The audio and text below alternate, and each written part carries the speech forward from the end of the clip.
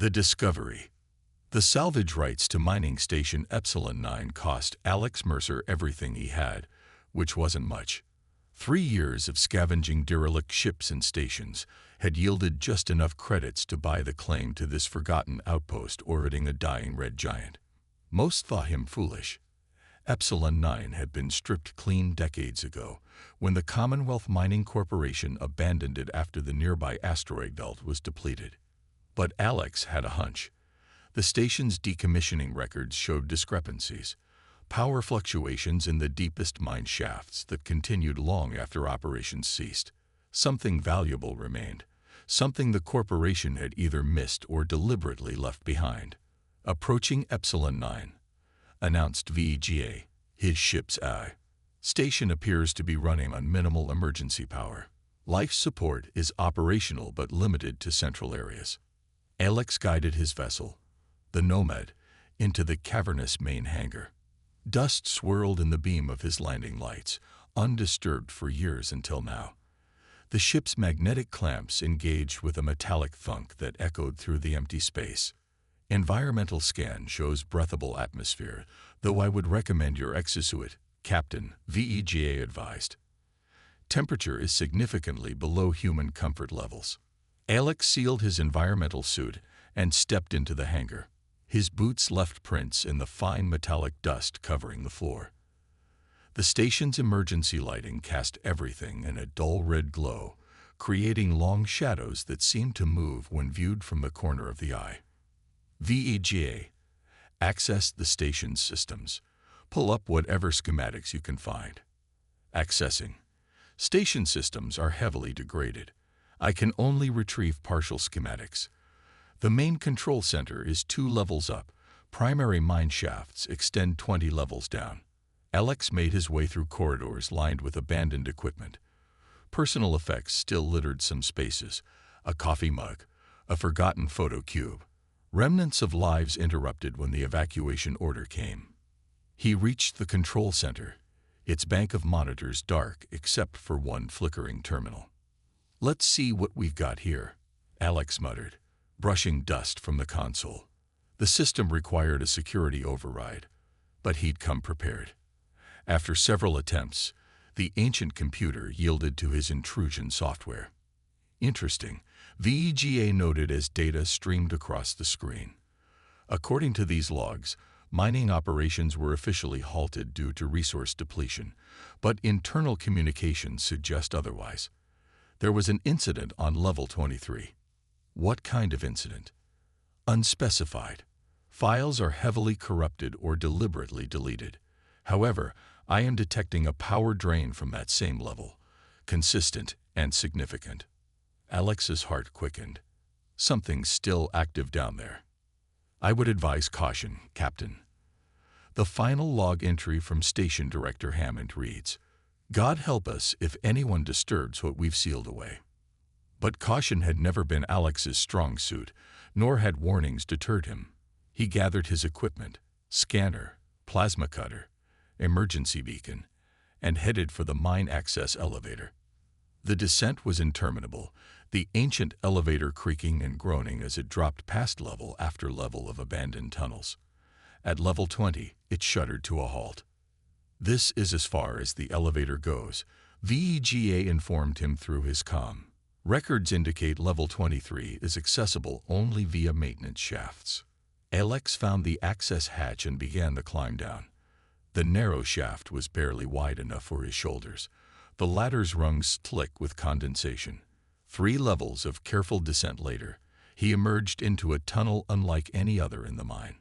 Where the upper levels had been roughly hewn from asteroid rock, this passage was smooth, almost polished. The walls gleamed with an iridescent quality that his scanner couldn't identify. And there was light, a soft blue luminescence that seemed to pulse along the walls like a heartbeat. "VEGA, are you seeing this?" "Yes, Captain. The material is not in my database. The energy signature is unusual, not Commonwealth technology." Alex followed the pulsing light deeper into the tunnel. The passage widened into a vast chamber, and what he saw there stopped him cold.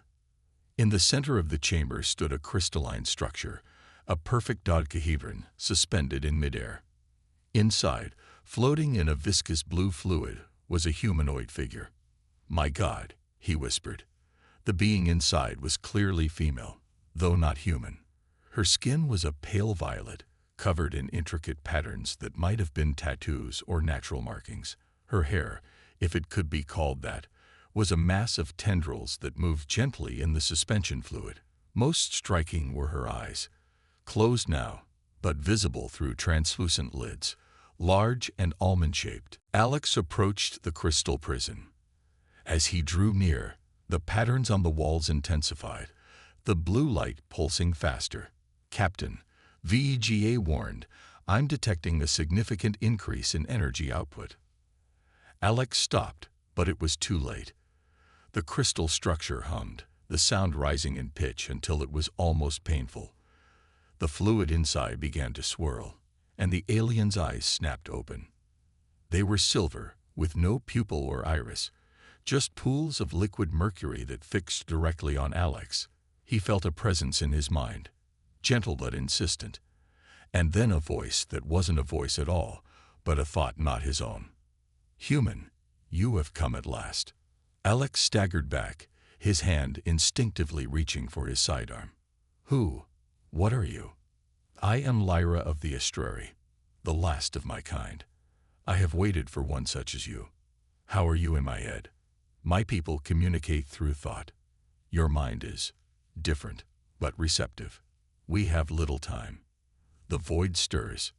"The void? What are you talking about?" The alien's silver eyes seemed to darken.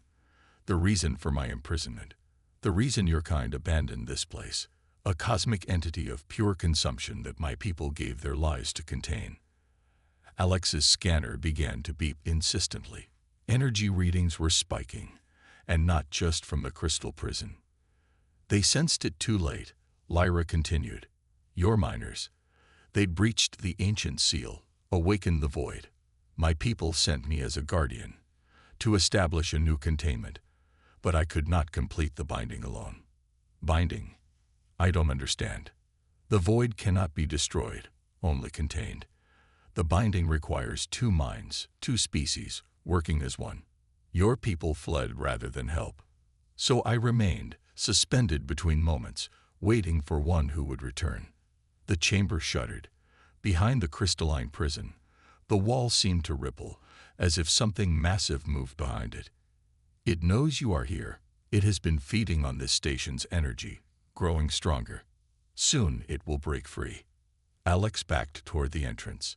"Look, I came here for salvage, not to fight some cosmic horror. If the void escapes, there will be nothing left to salvage in this system. It will consume all, planets, stars, life, and move to the next. This is why my people sacrificed themselves. This is why I have waited." The wall bulged outward, a darkness deeper than the absence of light pressing against some invisible barrier. The crystal prison cracked, fluid seeping onto the chamber floor. "I offer you a choice, human. Flee and doom countless worlds, or stay, complete the binding, and save them." The darkness pulsed, and Alex felt a cold dread wash over him. This was far beyond anything he'd prepared for. He was a salvager, not a hero. He'd come here for profit, not to save the galaxy. But as the crystal prison fractured further and Lyra's silver eyes held his, Alex Mercer made his decision. The awakening. The prison shattered completely. Crystal shards and suspension fluid exploded outward, forcing Alex to shield his face. When he looked again, Lyra stood before him, her violet skin glistening, silver eyes fixed on his. She was tall, nearly 7 feet, and moved with an unsettling grace, as if partially untethered from gravity. "The containment field is failing." Her voice resonated in his mind. "We must complete the binding ritual before the void fully awakens." "I still don't understand what that means," Alex said, watching the darkness pulse against the far wall. "What exactly is this void?" "An ancient entity that exists between dimensions. It consumes energy of all forms, thermal, Electromagnetic, biological. My people discovered it feeding on our sun millennia ago. Lyra approached a console embedded in the chamber floor, her elongated fingers tracing symbols Alex couldn't comprehend. The patterns on her skin glowed in response. We trapped it using quantum entanglement technology, binding its essence to a localized pocket dimension. The binding requires two sentient beings, their neural patterns synchronized to maintain the seal. My partner died centuries ago, weakening the containment. The console illuminated, projecting a three-dimensional schematic of the station. Red indicators pulsed at various points. Your miners inadvertently built this station around our containment facility. They were drawn by the energy signature, believing it to be valuable minerals. When they discovered the truth, they fled. But not before setting up power systems to maintain the containment. Alex realized the discrepancies in the station records suddenly making sense. Yes, your station director Hammond understood enough to reroute power to the field, but knew it was only temporary. The void has been slowly draining that power for decades. Alex's comm crackled. Captain, VDGA's voice broke through static. I'm detecting multiple ships approaching the station. Transponder codes identify them as Commonwealth reclamation vessels. Perfect timing. Corporate vultures arriving just as he discovered something significant. The story of his life.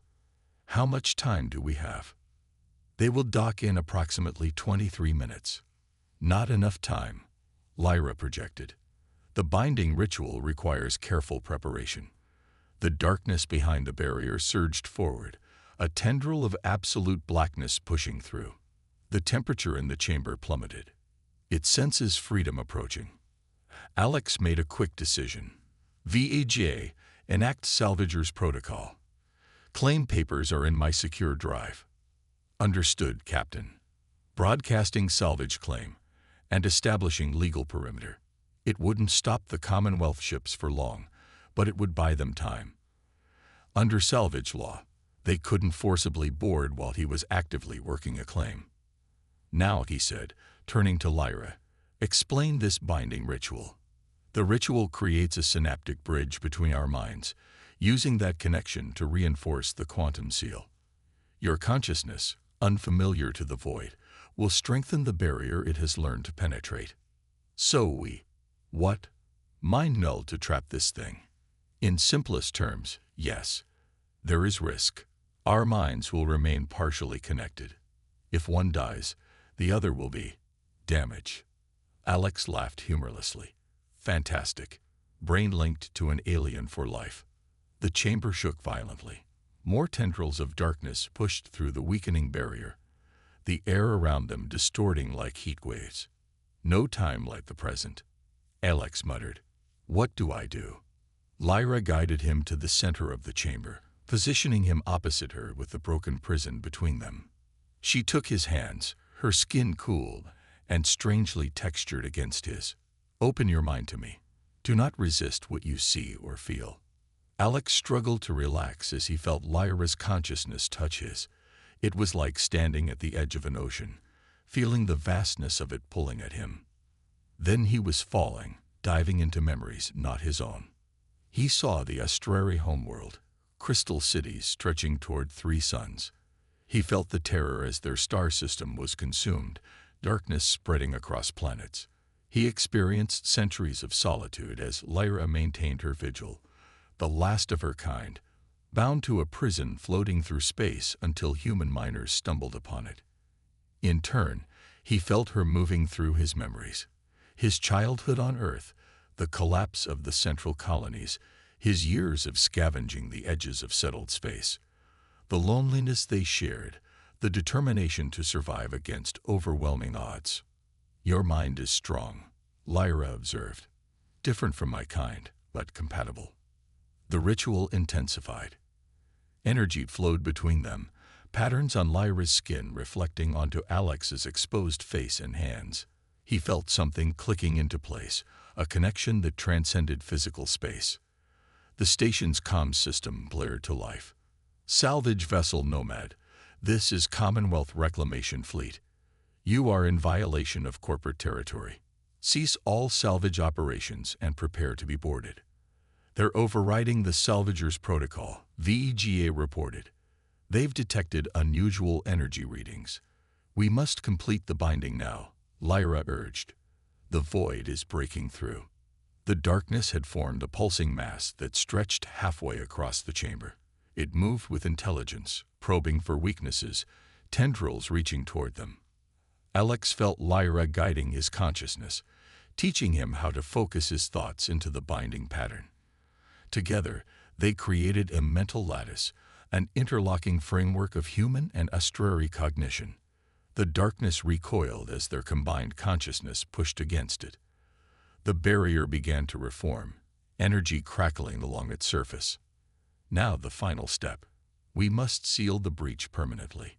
Lyra's consciousness guided his to a mental construct, a door between dimensions that needed closing.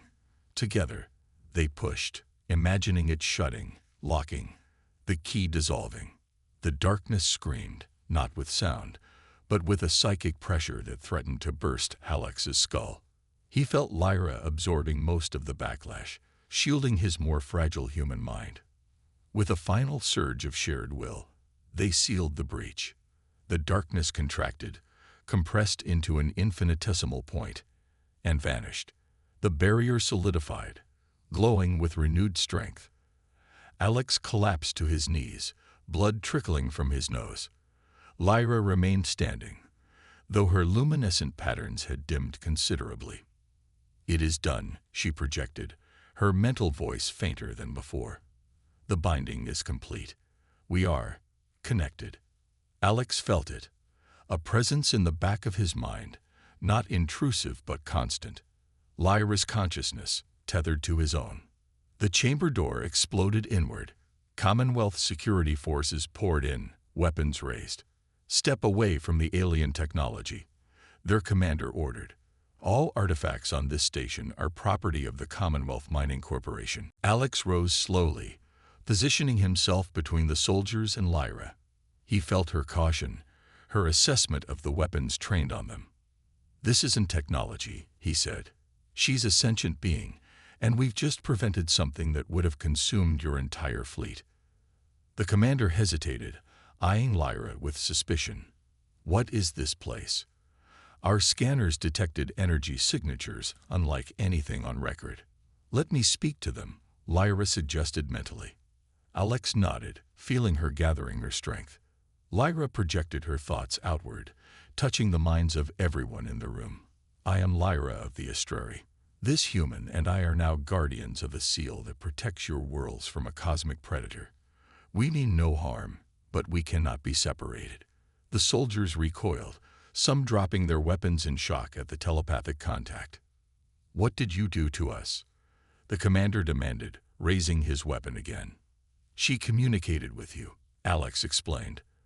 "We're linked now, maintaining a barrier that contains an entity you don't want to meet.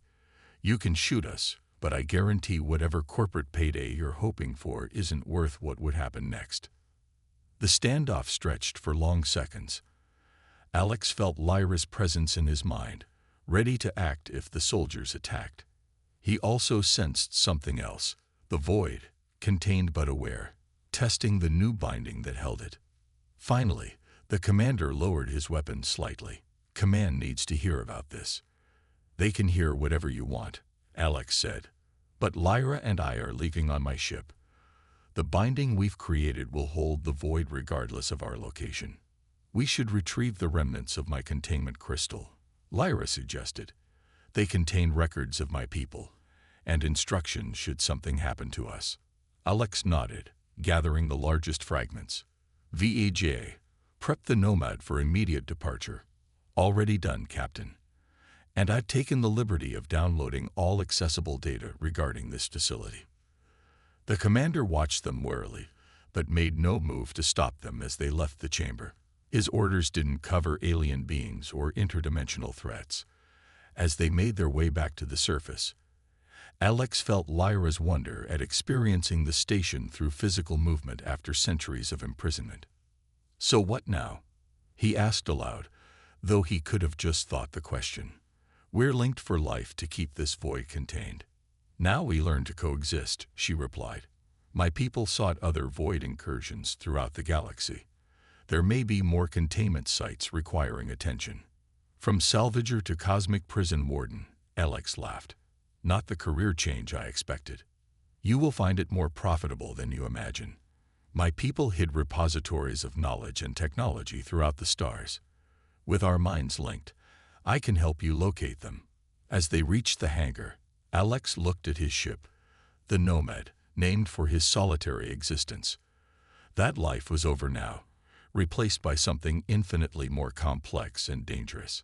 But as he felt Lyra's determined presence in his mind, he realized he wasn't afraid. For the first time in years, he wasn't alone. The stars await us, Alex Mercer, Lyra projected as they boarded the ship. And the void is only the first of the mysteries we will face together. The Nomad's engines fired, breaking free from the station that had been both prison and sanctuary. Ahead lay uncertainty, danger, and the vast expanse of space. But they would face it together, human and alien, bound by necessity but sustained by growing trust. And somewhere in the darkness between stars, other ancient threats waited to be discovered.